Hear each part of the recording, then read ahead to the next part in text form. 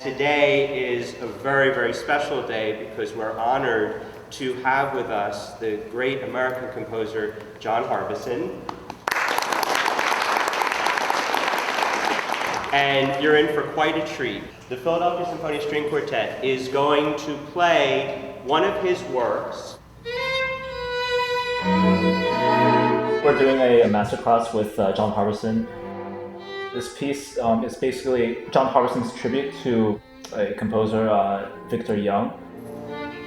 It's called Thanks Victor, and it's a commemoration of a lot of Victor Young's pieces.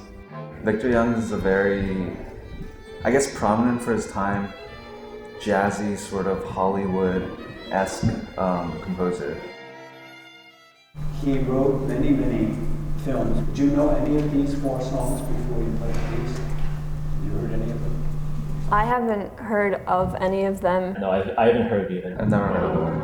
My dad is a musician and he heard some of them. Afterwards, my dad was singing one of the pieces, so I guess he knew what it was. Okay, I guess the other thing that it would be nice to just think about when you play this piece is that your attitude is you played the Haydn Quartet as your first piece. You followed with the Schubert Latin. You played the Quartet pieces. And now you're going to play something rather different. And you establish immediately in your sound world and your style just another thing. It's interesting since you're sort of role playing as a singer and you're trying to think what they were thinking about when they were singing this, and obviously like love and what a person goes through when they're in love. So we have to feel the emotions while we're playing. You, for instance, very much have figured out that in the first piece that it's the 8th note that sometimes need more space. If they sound literal, then you are a real concert musician. And if they're just a little bit spread and a little bit indented as you play them, then you're actually a musician from the great studios of California, where we all would like to live in our next existence.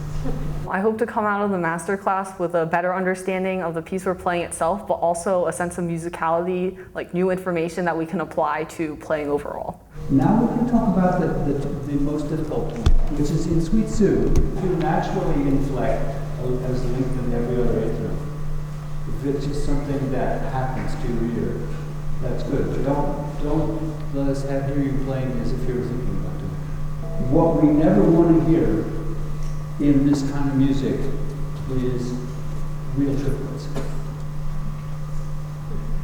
or even more dangerous, diagrams. Every time I write an orchestra piece in which I introduce these elements, someone from the orchestra comes up to me and says, "Shall we be swinging?" And I have only one answer. What is it? Please, no. On my knees. No.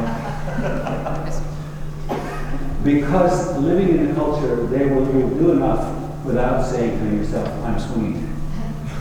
If you have to say, "I'm swinging it," you're not swinging it.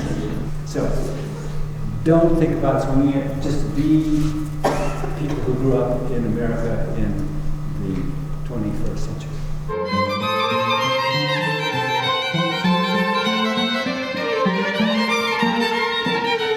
I mean, the fact that we get insight about what Harbison was thinking, why he put in specific parts, and it'll be interesting to see why he did what he did, and it'll help improve our playing so we understand the piece better.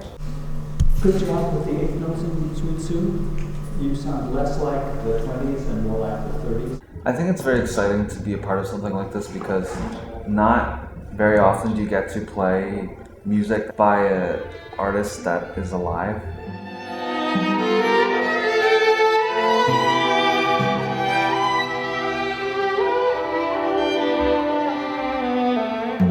The program that is sponsoring this Network for New Music, I know they frequently have many of these concerts throughout the season.